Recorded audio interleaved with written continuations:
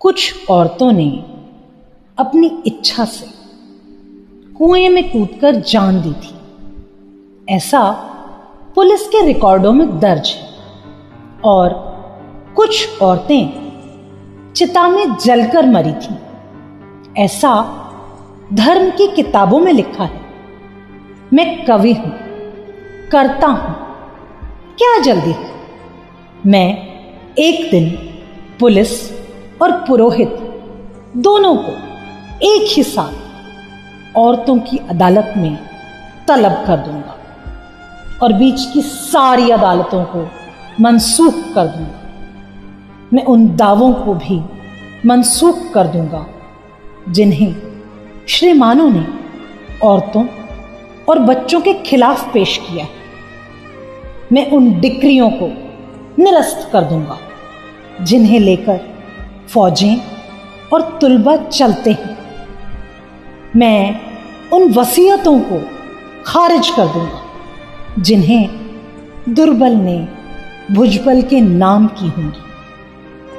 मैं उन औरतों को जो कुएं में कूदकर या चिता में जलकर मरी हैं फिर से जिंदा करूंगा और उनके बयानात को दोबारा कलम बंद करूंगा कि कहीं कुछ छूट तो नहीं गया, कि कहीं कुछ बाकी तो नहीं रह गया, कि कहीं कोई भूल तो नहीं हुई। क्योंकि मैं उन औरतों के बारे में जानता हूं जो अपने एक बित्ते के आंगन में अपनी 7 बित्ते की देह को ताजिंदगी समोए रही और कभी भूलकर बाहर की तरफ झांका भी नहीं।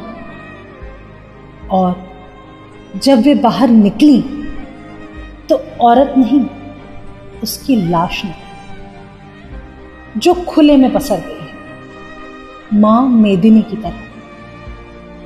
एक औरत की लाश धरती माता की तरह होती है दोस्तों, जो खुले में फैल जाती है, थानों से लेकर अदालतों तक। मैं देख रहा हूं कि जुल्म के सारे सबूतों को मिटाया जा रहा है। चंदन चर्चित मस्तक को उठाए हुए पुरोहित और तमगों से लैस सीनों को फुलाए हुए सैनिक महाराज की जय बोल रहे हैं। वे महाराज जो मर चुके हैं और महारानियां सती होने की तैयारियां कर रही हैं। और जब महारानियां नहीं रहेंगी तो नौकरानियां क्या करेंगी? इसलिए वे भी तैयारियां कर रही हैं। इतिहास में वह पहली औरत कौन थी जिसे सबसे पहले जलाया गया, मैं नहीं जानता। लेकिन जो भी रही होगी मेरी मां रही होगी। लेकिन मेरी चिंता यह है कि भविष्य में वह आखिरी औरत कौन होगी जिसे सबसे अंत में जलाया जाएगा।